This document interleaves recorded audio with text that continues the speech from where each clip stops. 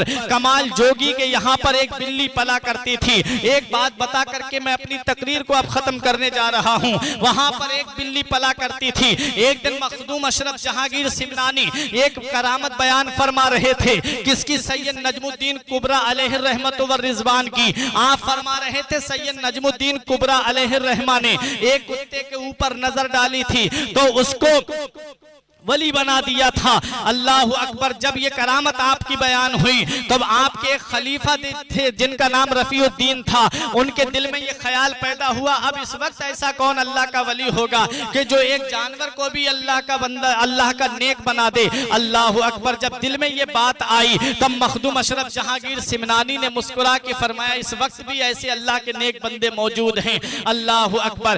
آپ وظیفہ پڑھ رہے تھے. آپ کمال جوگی کے یہاں پر تھے. وہاں ایک بلی رہا کرتی تھی اور وہ بلی چاروں طرف آپ کے گھوم رہی تھی. اللہ اکبر. وہ بلی کے اوپر جب آپ نے اپنی نظر ڈالی تو اس بلی کے اندر اتنا کمال آ جاتا ہے اتنا کمال آ جاتا ہے کہ وہ بلی آپ کی خانقاہ شریف میں آپ کے ساتھ رہتی تھی. تاریخ بتاتی ہے کہ جتنے مہمان آتے خانقاہ میں وہ بلی اتنی ہی بار جا کر کے باورچی خانے میں بولتی اور باورچی اس کی بلی کی آواز کو سن کر کے سمجھ جاتا تھا کہ آج اتنے مہمان آئے ہیں. ایک بار 5 بار بلی بولی اور اتفاق سے مہمان 6 آئے ہوئے تھے. کھانا جب سامنے رکھا جاتا ہے دسترخوان پر یہ اللہ والوں کی بارگاہ ہے کہ جہاں پر بھوکوں کو کھانا کھلایا جاتا ہے جہاں پیاسوں کو پانی پلایا جاتا ہے. آج بھی بہت ساری خانقاہوں میں آپ کو لنگر ملے گا. اور ایک بار بلی عادت کے مطابق بولی لیکن جب کھانا لنگر خانے سے لے جا کر کے جب دسترخوان پہ رکھا جاتا ہے تب وہاں پر مہمان زیادہ نظر آتے ہیں. وہاں پر زیادہ مہمان مل جاتے ہیں. ایک مہمان زیادہ تھا. اللہ اکبر. مخدوم اشرف جہانگیر سمنانی سے جا کر کے خادم نے کہا حضور میں نے بلی کی آواز کو سن کر کے کھانا بنایا تھا یہ کیا ہوا؟ آپ نے بلی کی طرف نظر ڈالی. بلی سب کے اوپر جاتی ہے. جانے کے بعد میں ایک شخص کے اوپر جا کر کے بلی پیشاب کر دیتی ہے. وہ شخص باہر جاتا ہے. اس کے بعد اندر آتا ہے. اب مخدوم اشرف جہانگیر سمنانی کی ولایت دیکھو. آپ نے فرمایا تو مسلمان نہیں ہے. اس نے کہا ہاں آقا میں مسلمان نہیں ہوں. مخدوم اشرف جہانگیر سمنانی فرماتے ہیں میری بلی صحیح جانتی تھی. اس نے کہا حضور 12 سال سے میں ایسے ہی لوگوں کے پاس میں جاتا ہوں اور 12 سال سے مسلمانوں کا بھیس بنا کر کے پھر رہا ہوں. پتا چلا کہ ہر داڑھی والا مسلمان نہیں ہوتا. پتا چلا ہر کرتا پجامے والا مسلمان نہیں ہوتا. مخدوم اشرف جہانگیر سمنانی کہتے ہیں کہ تو کب سے گھوم رہا ہے؟ اس نے کہا 12 سال سے. اس نے کہا 12 سال سے میں اسی طرح لوگوں کے پاس جاتا ہوں.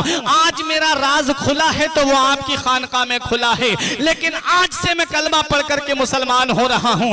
آج سے میں مذہب اسلام میں داخل ہو رہا ہوں.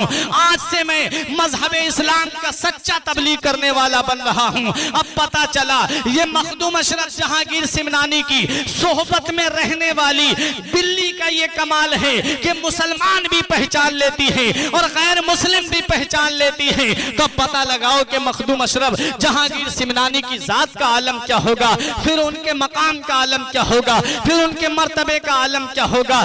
ایک دن لنگر خانے میں دودھ گرم ہو رہا تھا اور اس دودھ کی بھاپ جا کر کے کچی چھت تھی, چھت سے جا کر کے جب اس کی بھاپ لگی اس کے اندر ایک کالا سانپ رہتا تھا اور وہ کالا سانپ اس دودھ کی دیگ میں گر جاتا ہے. جب اس دیگ کے اندر گر گیا اس بلی نے بہت سوچا کہ لاؤ کسی طریقے سے خادم کو بتا دیا جائے, لیکن بلی تو اپنی زبان میں بول رہی تھی. مخدوم اشرف جہانگیر سمنانی کا وصال ہو چکا تھا. اس بلی نے باورچی کے پاس جا کر کئی بار چکر لگائے, بولی, لیکن باورچی اس کی بات کا مطلب نہ سمجھ سکا, اس کی بات کا مفہوم نہ سمجھ سکا. اللہ اکبر. جب بلی نے سوچا کہ اب یہ میری بات نہیں سمجھ پا رہا ہے, تب اس بلی نے اس دیگ کے اندر چھلانگ لگا دی اور اپنی جان کو قربان کر دیا اور اس دنیا سے چلی گئی. جب اس دودھ کو پھینکا جاتا ہے تب اس دودھ کے اندر کالا سانپ نظر آتا ہے.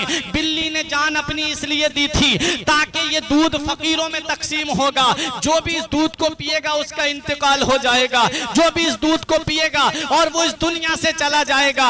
آج کی چھوچا شریف کی سرزمین پہ جا کر کے دیکھو, سید مخدوم اشرف جہانگیر سمنانی کے روضے کے برابر میں اس بلی کا بھی مقبرہ بنایا گیا ہے.